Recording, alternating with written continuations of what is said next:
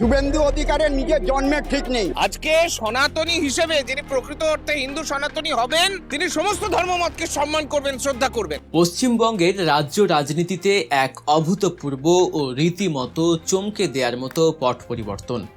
যে হিন্দুত্বের তাস খেলে হিন্দু মুসলিম বিভাজনের সুড়সুড়ি দিয়ে বর্তমান মুখ্যমন্ত্রী শুভেন্দু অধিকারী ক্ষমতার মসনদে বসেছেন, এবার তার সেই তাসের ঘর হুড়মুড় করে ভেঙে পড়ছে। আর কোথায় মুখ্যমন্ত্রীকে খুঁজে বেড়াচ্ছি আমরা, কোথায় এই সরকারটাকে মানুষ নিয়ে এসে ভালোবেসে তার প্রতিদান এই পাচ্ছি আমরা। দর্শক, আপনারা একদম ঠিকই শুনছেন। রাজ্যের বর্তমান মুখ্যমন্ত্রী শুভেন্দু অধিকারীর উগ্র হিন্দুত্ববাদী রাজনীতি এবং নির্দিষ্ট একটি সম্প্রদায়ের প্রতি এই বিদ্বেষের বিরুদ্ধে এবার আওয়াজ তুলেছে খোদ বাংলার বুকে বসবাসকারী সাধারণ হিন্দু সমাজ।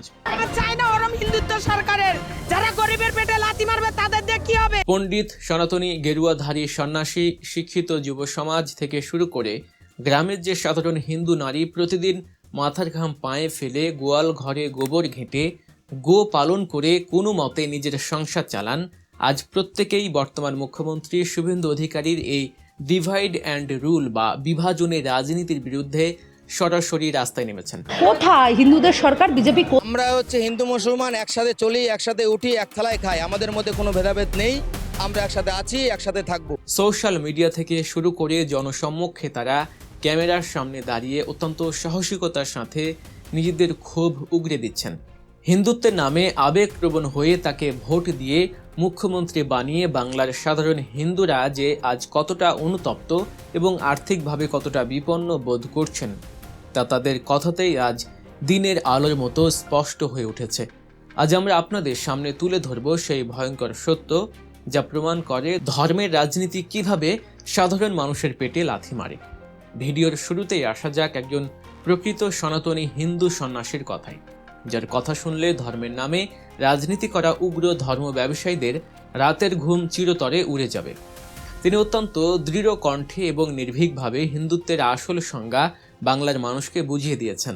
তিনি ক্যামেরার সামনে দাঁড়িয়ে স্পষ্ট বলেছেন, প্রকৃত অর্থে যে হিন্দু, কোনো মসজিদে যদি আগুন লাগে, কোরআন শরীফ যদি পুড়ে যায়, সে দৌড়ে যাবে সবার আগে ওটা বাঁচাতে, কারণ সে একজন সত্যিকারের হিন্দু। সে সনাতন ধর্মকে যেমন বাঁচাবে, সে সমস্ত ধর্মকে, সমস্ত মানুষকে ঠিক ততটাই সম্মান করবে। দর্শক, একবার গভীরভাবে চোখ বন্ধ করে ভাবুন, যে দেশে ধর্মের নামে, কোরআন বা মন্দিরের নামে প্রতিনিয়ত দাঙ্গা বাঁধানোর উস্কানি চলে, সেখানে একজন গেরুয়াধারী হিন্দু সন্ন্যাসী বুক চিতিয়ে বলছেন, কোরআন বাঁচাতে সবার আগে একজন প্রকৃত হিন্দুকেই ছুটে যেতে হবে। এবার আসা যাক আরএসএস এবং বিজেপির হিন্দু রাষ্ট্র তৈরির যে রাজনৈতিক এজেন্ডা, তার বিরুদ্ধে বাংলার সাধারণ শিক্ষিত সমাজের তীব্র এবং যুক্তিনিষ্ঠ প্রতিক্রিয়ার কথায়। একজন চশমা পরা সাধারণ হিন্দু নাগরিক অত্যন্ত ক্ষোভের সাথে জানিয়েছেন যে বর্তমান মুখ্যমন্ত্রী শুভেন্দু অধিকারীর এই যে হিন্দু মুসলিম বিভাজনের রাজনীতি, এটা আসলে ভারতের পবিত্র সংবিধানেরই সম্পূর্ণ পরিপন্থী। তিনি বলেন, আমাদের দেশটা বহু ভাষাভাষী মানুষের দেশ, বহু ধর্মের মানুষের দেশ, চিরকাল তাই ছিল, চিরকাল তাই থাকবে। এটা তো সহজ নয়। বিজেপি, আরএসএস তাদের মনে যাই থাকুক না কেন, এই দেশের সংবিধান সেটা কোনোভাবেই অ্যালাউ করে না। দেশটা বহু ভাষাভাষী মানুষের দেশ, আমাদের দেশটা বহু ধর্মের মানুষের দেশ, চিরকাল তাই ছিল, চিরকাল তাই থাকবে। অত সহজ নয় বিজেপি আরএসএস তার মনে যাই থাকুক না কেন। তিনি অত্যন্ত কড়া ভাষায় জানান যে ভারত কোনোদিন হিন্দু রাষ্ট্র ছিল না আর কোনোদিন হবেও না। বিজেপির বিভাজনের রাজনীতির আরেকটা বড় হাতিয়ার হলো লাউডস্পিকার বা মাইক বিতর্ক। আজান বন্ধ করার জন্য বিভিন্ন সময় উগ্র হিন্দুত্ববাদী নেতারা অত্যন্ত সোচ্চার হয়েছেন, কিন্তু এই রাজনৈতিক দ্বিচারিতার মুখোশ সকলের সামনে টেনে ছিঁড়ে দিয়েছেন এক শিক্ষিত হিন্দু তরুণী।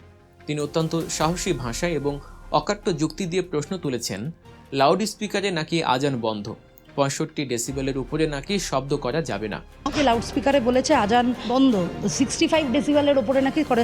আচ্ছা, আমাকে একটা কথা বলো তো, পাড়ায় তো বহু জায়গায় হচ্ছে গিয়ে বয়স্ক মহিলারা, বাচ্চারা থাকে, তাহলে মন্দিরে ঢ্যাং করে মাইক কালেবে না, মানে কীর্তনের সংকীর্তন?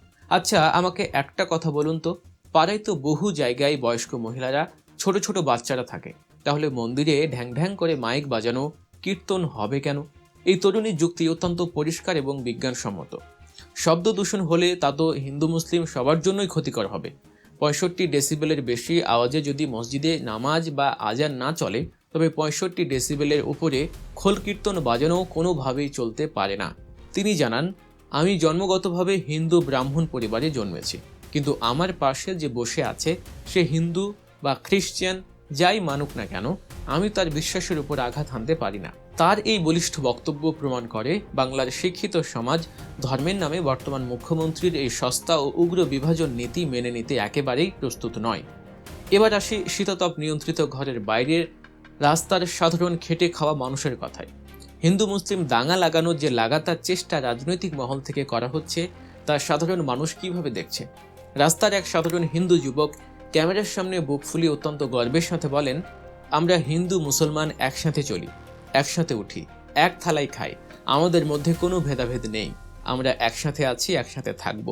তিনি ক্ষোভের সাথে যোগ করেন, রাজনৈতিক নেতারা ধর্মের নামে দাঙ্গা লাগাতে চাইছে, হিন্দু মুসলমান মারামারি লাগাতে চাইছে নিজেদের গদি বাঁচাতে, কিন্তু তাদের এই নোংরা চক্রান্ত কোনোদিনই এই সম্প্রীতির বাংলায় সফল হবে না। দর্শক, এতক্ষণ আমরা দেখলাম সমাজের বিভিন্ন স্তরের মানুষের প্রতিবাদ, কিন্তু বর্তমান মুখ্যমন্ত্রী শুভেন্দু অধিকারীর এই যে উগ্র রাজনীতি কিভাবে বাংলার গরিব হিন্দুদের পেটে সরাসরি লাথি মেরেছে, এবার সেই মর্মান্তিক এবং শিউরে ওঠার মতো সত্যটি আপনাদের সামনে তুলে ধরব। হিন্দু ধর্মে গোমাতা পূজনীয়, এতে কোনো সন্দেহ নেই, কিন্তু রাজনীতি যখন পেটের দায়ে পরিণত হয় তখন তার রূপ কতটা ভয়াবহ হতে পারে তা বাংলার গ্রামগঞ্জের দিকে তাকালেই পরিষ্কার হয়ে যায়। ঈদুল আজহা বা কোরবানির ঈদকে কেন্দ্র করে বর্তমান মুখ্যমন্ত্রী শুভেন্দু অধিকারী এবং তার সরকার এমন এক অলিখিত নিষেধাজ্ঞা বা প্রবল প্রশাসনিক চাপ সৃষ্টি করেছেন, যার ফলে এবার শত শত হিন্দু পরিবার তাদের সারা বছরের পালিত গরু হাটে বিক্রি করতে পারেনি। বাংলার বহু গরিব হিন্দু পরিবার, গোয়ালা বা চাষিরা ব্যাংক বা এনজিও থেকে চড়া সুদে লোন নিয়ে সারা বছর ধরে গরু লালন পালন করে। তাদের একটাই মাত্র আশা থাকে যে কোরবানির হাটে সেই গরু চড়া দামে বিক্রি করে তারা লোনের টাকা শোধ করবে এবং 2 পয়সা লাভের মুখ দেখে ছেলে মেয়েদের মুখে ভালো অন্ন তুলে দেবে। কিন্তু মুসলিমদের কোরবানি আটকানোর এই সস্তা হিন্দুত্ববাদী রাজনীতি করতে গিয়ে মুখ্যমন্ত্রী শুভেন্দু অধিকারী আসলে পথে বসিয়েছেন এই গরিব হিন্দুদেরই। ক্যামেরার সামনে দাঁড়িয়ে লোন নেয়া এক অসহায় হিন্দু নারীর বুক ফাটা কান্না আর ক্ষোভ দেখলে আপনারও চোখে জল চলে আসতে বাধ্য। তিনি হাতে লোনের বই নিয়ে তীব্র ক্ষোভে ফেটে পড়ে বলছেন, বিজেপি সরকার এসছে, আমরা মানলাম, ভালো হয়েছে, কিন্তু একই সর্বনাশ হচ্ছে। হয় গলায় দড়ি দিতে হবে, আর না হলে বিষ আনতে বলো। বিষ তো ফ্রি পয়সায় পাওয়া যাচ্ছে।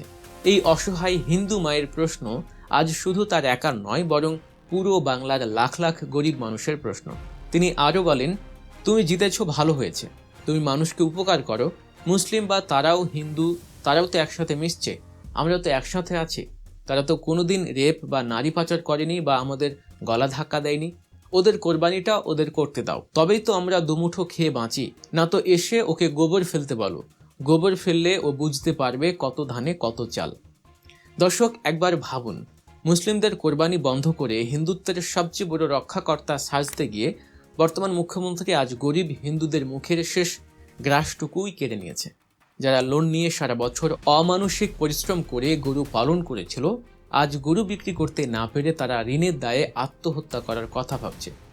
ধর্মের আফিম খাইয়ে মানুষের পেটের ভাত কেড়ে নেওয়ার এই জঘন্য রাজনীতির শেষ কোথায়? বর্তমান মুখ্যমন্ত্রী শুভেন্দু অধিকারী হয়তো ভেবেছিলেন হিন্দু মুসলিম বিভাজনের তাস খেলে তিনি আজীবন গদি টিকিয়ে রাখবেন, কিন্তু আজ হিন্দুরা রাস্তায় নেমে প্রমাণ করে দিল বাংলার সাধারণ হিন্দু সমাজ, বাংলার মাটি সম্প্রীতির মাটি। রাজনৈতিক ফায়দা লোটার জন্য 2 ধর্মের মানুষের মধ্যে দাঙ্গা লাগানোর এই ঘৃণ্য চেষ্টা যে সম্পূর্ণ ব্যর্থ হয়েছে, এই হিন্দু প্রতিবাদীদের গর্জনেই তা আজ দিবালোকের মতো প্রমাণিত। বাংলার হিন্দুরা আজ একজোট হয়ে বলছে, মুখ্যমন্ত্রীকে ভোট দিয়ে তারা জীবনের সবচেয়ে বড় ভুল করেছে এবং শুভেন্দুর মতো নেতাদের ধর্মের নামে এই বিভাজনের রাজনীতি আর তারা একদিনও সহ্য করতে পারবে না।